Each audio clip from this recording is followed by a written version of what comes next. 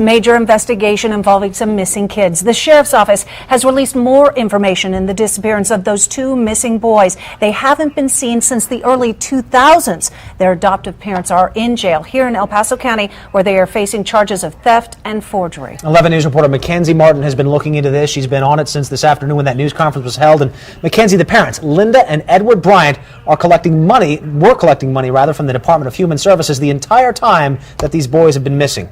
Don, we just learned this afternoon that they've collected more than $174,000 from DHS.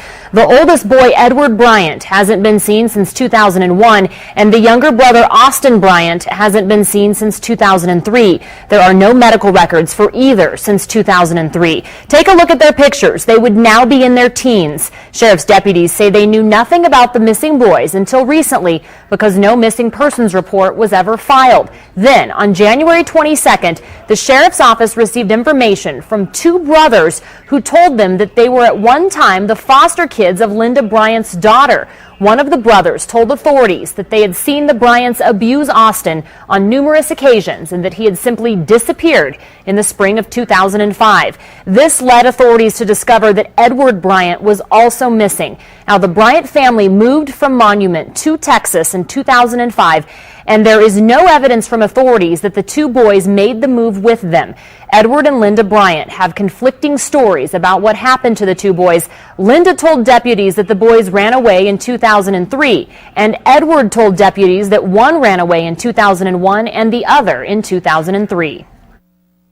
Somebody out there knows something about them, and what they may know may be old, but it's very important that we get access to those people and that information so that we know what direction this investigation is going to go. Well, Sheriff Terry Makita stressed today this is an ongoing investigation. According to court documents, Mrs. Bryant admits to telling the other kids in the house that the two were institutionalized, and she admits that she had come to solely rely on the money she was receiving from DHS. She also admits to deputies that she falsified documents to show that the boys were in school.